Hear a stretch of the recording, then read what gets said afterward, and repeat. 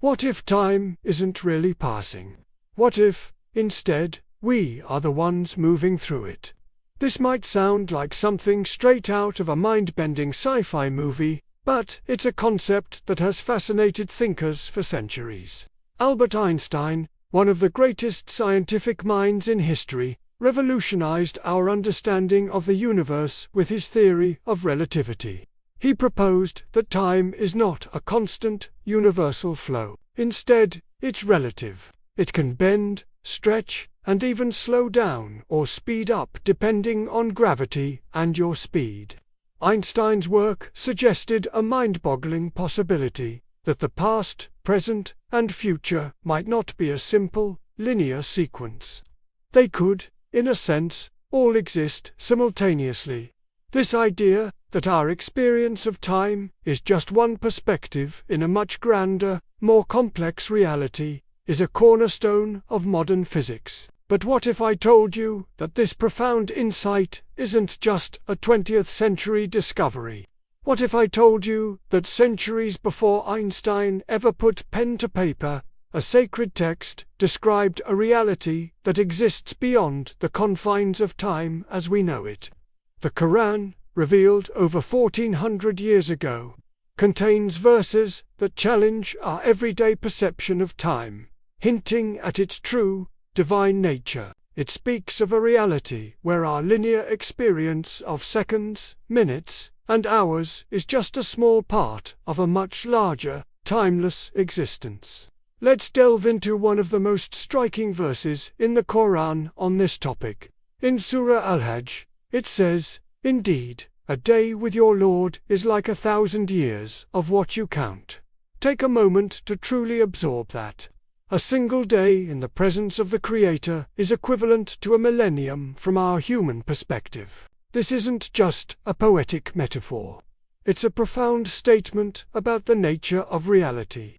It tells us that the very concept of time, the way we measure and experience it, is a human construct.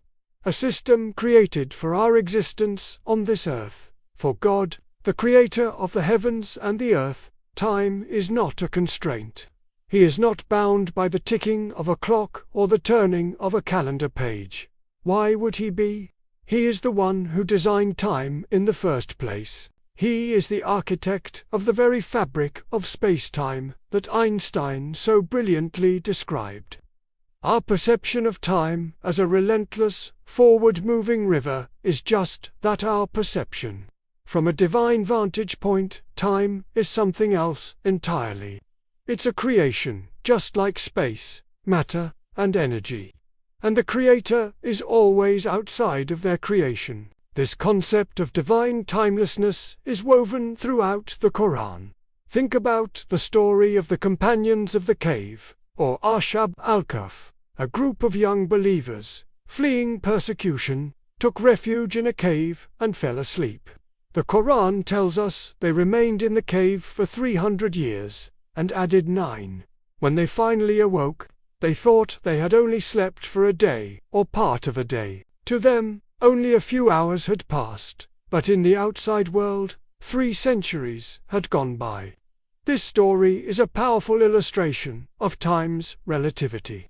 For the sleepers, time slowed to a near standstill, while for the rest of the world, it marched on. It's a divine demonstration, a practical example embedded within the scripture, showing that our personal experience of time is not absolute.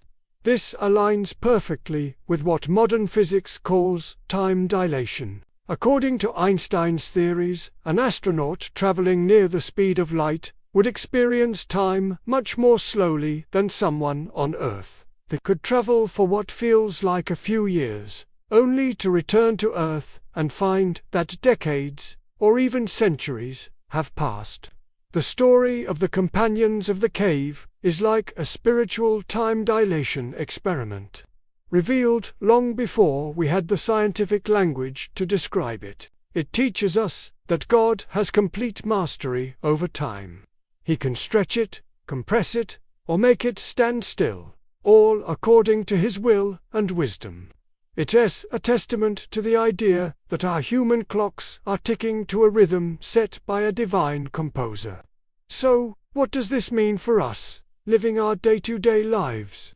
It means that every moment we experience, every sunrise, every conversation, every heartbeat is part of a grand, timeless tapestry. We see the threads being woven one by one, in a linear sequence we call the present. But from the perspective of the Creator, the entire design already exists.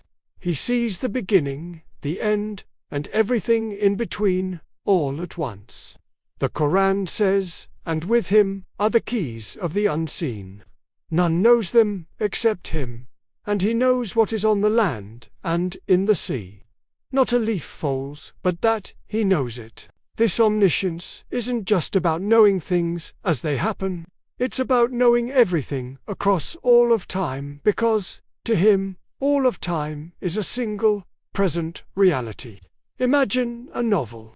As we read it, we experience the story page by page, chapter by chapter. We feel the suspense, the joy, the sorrow, as the plot unfolds. We don't know what's on the next page. But the author knows the entire story from beginning to end. They wrote the first word and the last word. They know every character's fate before the reader even meets them. In this analogy, we are the readers, experiencing life moment by moment. God is the author. For him, the entire story of our lives, and the story of the entire universe, is already complete. Past, present, and future are all laid out before him in a single, comprehensive view. Our free will exists within this framework, our choices forming the narrative that he already knows. This brings us to a beautiful and reassuring conclusion. To us, time seems to be a relentless force, always moving forward, always carrying us away from the past and into an uncertain future. We measure our lives by the clock on the wall, by the calendar, by the grey hairs we find. But what if we change our perspective? What if the clock isn't measuring life itself? What if it's only measuring how much of this grand, eternal design we have consciously experienced? Our journey through life is not a race against time, but a journey of remembrance. It's about remembering our purpose, remembering our Creator, and remembering that this fleeting existence is just a small chapter in a much larger, eternal story. The seconds and minutes that pass are not lost forever. They are simply threads being added to a tapestry that is already complete in the eyes of God. To him, everything that has been, is, and will be, simply is asterisk. The real measure of our life, then, is not its duration in years, but its depth in faith, purpose, and connection to the timeless reality of our Creator. The clock doesn't measure life, it only measures how much of eternity we remember. Thank you so much for joining me on this journey through time and faith. If this perspective resonated with you, please consider liking this video and subscribing to the channel. For more content that explores the deep connections between spirituality and the universe around us, I'd love to hear your thoughts in the comments below. Until next time, may you find peace in every moment.